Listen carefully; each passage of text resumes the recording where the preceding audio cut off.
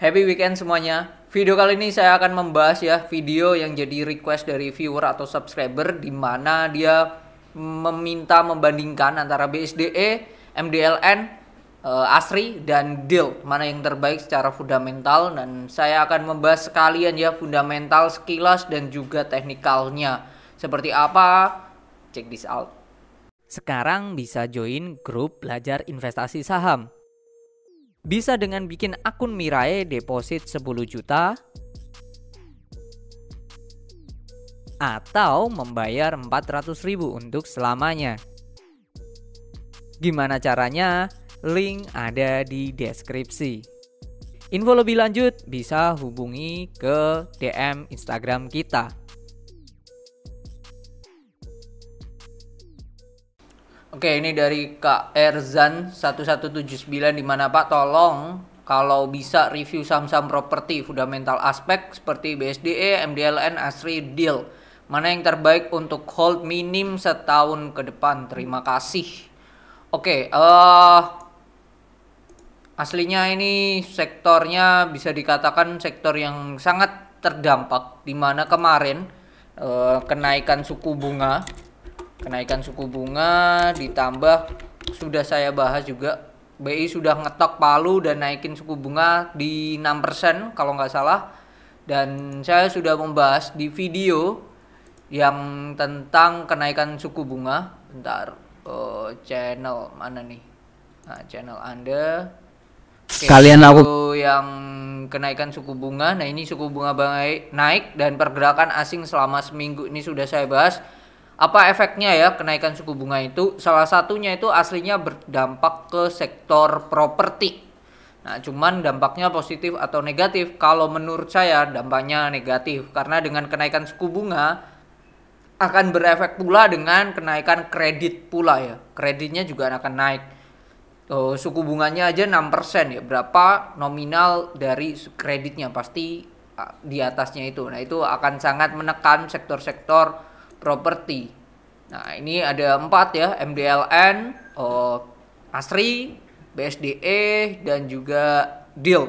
Nah, dari kalau berdasarkan indikator aja ya.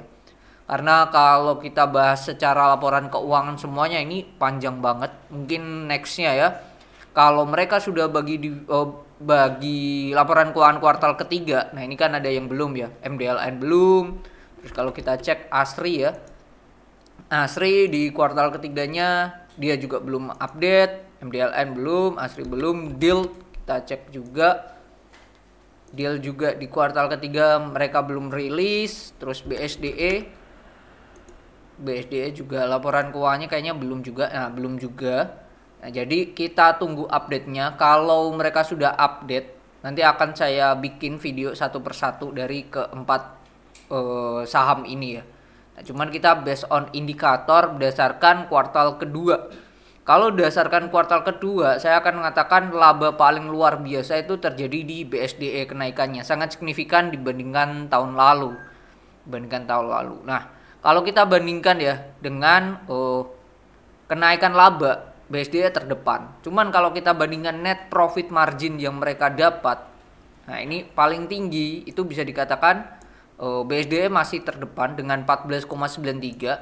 Oke, lalu disusul yang kedua adalah ASRI di 15. MDLN nih masih minus ya, menunjukkan bahwa mereka masih yang minus berarti masih yang belum capai untung lah. Kalau kita lihat sekilas MDLN case statistiknya, labanya kuartal kedua ya, kuartal keduanya hancur 104. Aslinya ini positif sih, positif cuman hanya di angka 90-an M. Net profit marginnya di sini MDLN itu secara kuartal. Nah, ini secara kuartal ya, berarti berdasarkan kuartal kedua doang net profit margin mereka minus 91 itu. Kalau di total ya dia masih positif, cuman kecil banget kalau dibandingkan tahun lalu. Tahun lalu mereka capai 350-an miliar ya. Jadi itu turunnya sangatlah dalam untuk si MDLN gitu. Nah, berdasarkan gross profit dulu ya. Gross profit berarti dari omset terus dikurangi beban-beban pokok penjualan dan lain-lain. Ini paling gede itu aslinya di BSDE, dia 60. Oke, Dia poin positifnya dia di situ. Asri bisa 56% lah. Dekat lah ya hitungannya, paling dekat. Selain itu ya di bawah 50%. MDLN nih termasuk besar 44. Cuman positifnya si deal ini kalau dibandingkan MDLN itu dia di operating profit marginnya dia bisa 20, hampir mendekati dari si BSDE. Cuman yang paling terbaik itu si Asri yaitu 42%. Dari sini kita menunjukkan bahwa BSDE ini dari gross profit ke operating profitnya itu ada selisih yang banyak banget ya. Ini mungkin dari selisih dari gaji karyawan, promosi dan lain-lain ya di sini ya. That's why dia di laba usahanya dia turunnya lumayan dalam 40% loh ini. Lumayan dalam dia di sini. Tapi sedangkan DILT ini hanya 12, di si Asri 14%, nah itu ya. Nah, net profit marginnya ini net profit margin cuman paling gede tetap si BSDE. Jadi ini mungkin ada piutang-piutang yang membuat si DILT dan kawan-kawan turun lah. Oh enggak sih, Asri ini terbaik sih ternyata. Asri net profitnya di angka 15, Asri terbaik sekilas. Oke, itu ya. Nah, sekarang dari yang namanya debt to equity ratio ya, atau hutang terhadap modalnya.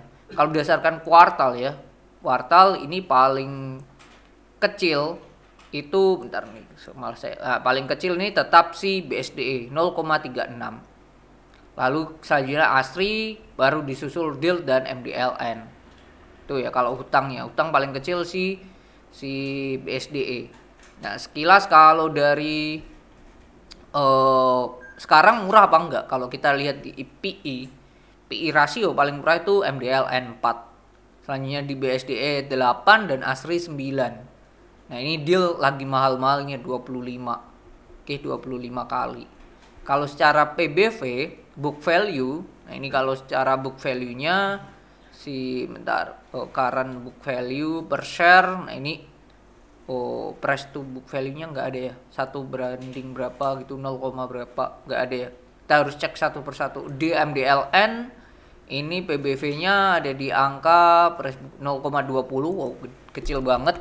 MDLN 0,2. Terus DILT sendiri itu berada di 0,38, masih kecil. Asri itu berada di angka 0,31, oke. Terendah kedua, lebih kecil dibanding DILT bahkan. Lalu selanjutnya BSDE. BSDE PI PBV-nya 0,6, masih murah juga. Paling murah tetap MDLN, disusul Asri, DILT dan BSDE, itu kalau berdasarkan murah. Nah, selanjutnya kita akan bahas adalah si fokusnya sendiri ya.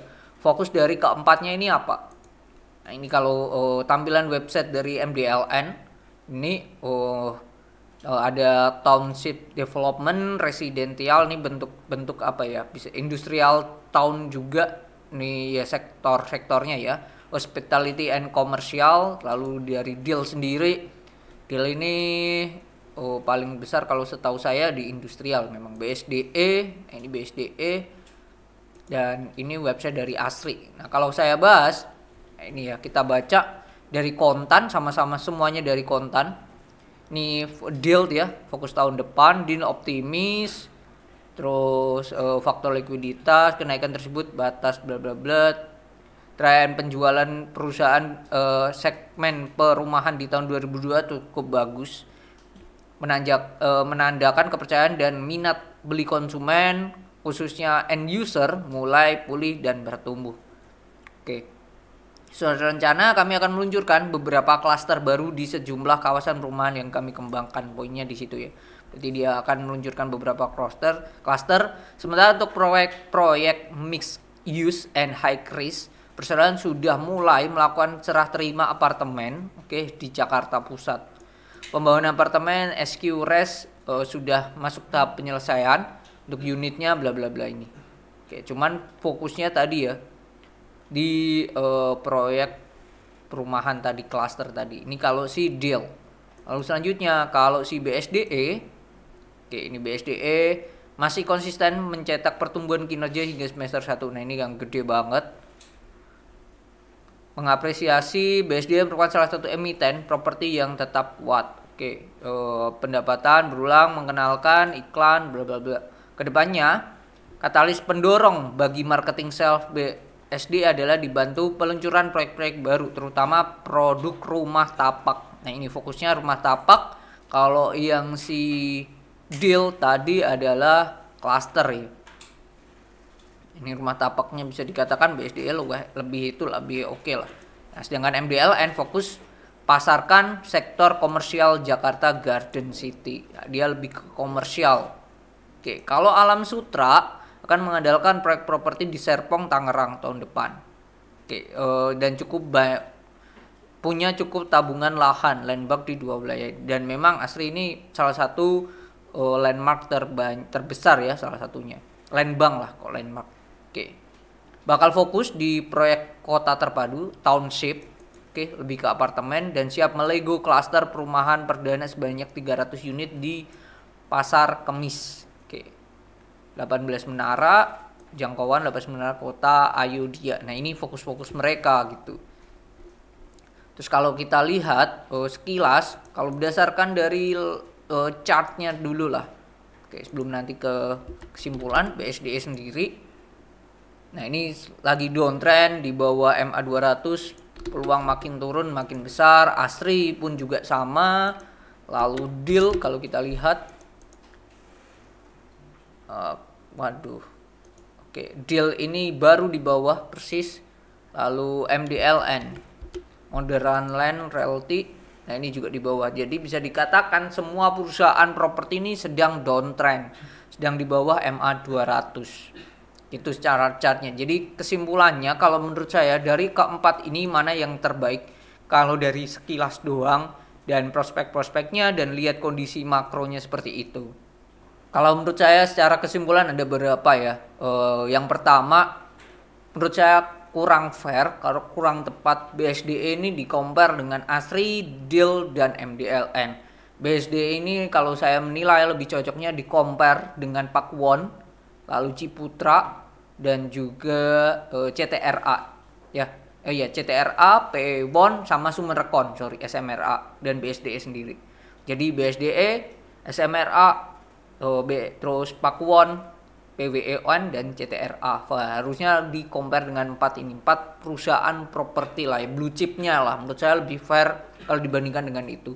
Cuman kalau properti yang second liner, nah ini tepat ya, si Deal, Asri, BS, MDLN, nah ini tepat kalau di compare gitu. Itu menurut saya ya, menurut saya seperti itu. Dan kalau berdasarkan laba saja sekilas, karena BSD pernah saya ulas di kuartal keduanya, labanya luar biasa, memang kenaikannya luar biasa. Dan karena dia salah satu blue chip yang ada di sektor properti, jadi mereka punya nilai jual yang lebih dibandingkan 3 saham properti ini. Menurut saya seperti itu. Tetapi kalau disuruh milih, nah apakah pilihannya ke BSDE? Menurut saya kalau untuk di hold, pertanyaan kan di hold selama 1 tahun ke depan ya, saya katakan terlalu riskan. Satu itu jangka waktu tenornya 1 tahun sangatlah pendek, ditambah kondisi sahamnya juga lagi pada downtrend, potensi makin turunnya makin besar. Satu itu. Yang kedua juga kondisi makro ya, tadi yang awal saya bahas, di mana sekarang suku bunganya lagi naik. Nah berarti orang yang mau kredit tentang perumahan juga pastinya juga akan mikir bahwa kalau juga KPR ya pasti akan bunganya akan di atas juga. Mereka akan ambil di bawah-bawah. That's why saat ketok palu suku bunga dinaikkan itu direspon negatif, khususnya di sektor-sektor properti. Jadi kalau menurut saya untuk saat ini bahkan di hold sampai 1 tahun ke depan risknya terlalu besar, karena makin ada potensi saham-saham properti ini akan turun makin dalam. Menurut saya seperti itu sih. Tapi kalau disuruh milih dari keempat ini, saya akan milih satu ya diantaranya, yaitu Asri yang saya akan pilih ya, karena sahamnya termasuk yang termurah dibanding keempat ini. Tapi kita akan melihat ya, saya akan menunggu terutama laporan keuangannya di kuartal ketiga. Saya akan bahas di video-video selanjutnya tentang laporan keuangan dari BSDE, Asri, MDLN dan si Deal itu sendiri. Nah, ini akan saya bahas. Dan saya nggak tahu ya apakah saham Deal itu sendiri ya, ini dulunya kan dimiliki oleh Pak Lo Keng Hong, apakah masih dimiliki apa enggak? Nah, saya nggak tahu ya apakah beliau masih punya apa enggak. Cuman kalau disuruh milih dari empat ini, berdasarkan indikator murah aja ya, saya akan katakan Asri. Cuman kalau didasarkan segmen usaha bisnisnya dan punya peran yang sangat besar di properti, BSDE terdepan sih. Ya meskipun tidak murah-murah banget, kondisinya PBV 0,6 masih termasuk murah sih. Cuman kalau tujuannya untuk di hold 1 tahun, risknya sangat besar dan saya akan katakan bukan saatnya sekarang sih. Mungkin saya menilainya seperti itu sih. Karena potensi turunnya bisa makin dalam lagi. Oke, ini itu yang akan saya share di video kali ini tentang keempat saham ini mana yang terbaik. Ya punya keunggulan masing-masing sih. Kalau dari segi bisnisnya BSDE terdepan, tapi kalau dari segi murahnya Asri menurut saya yang paling murah. Meskipun MDLN ya 0,2 paling murah ya, tapi saya akan lebih milih Asri sih. Oke, mungkin itu yang bisa saya share tentang video ini. Semoga bermanfaat dan mungkin hanya sebatas preferensi. Keputusan tetap kembali ke Bapak Ibu masing-masing. Oke, see you on the next video dan semoga Bapak Ibu sehat selalu. Bye bye.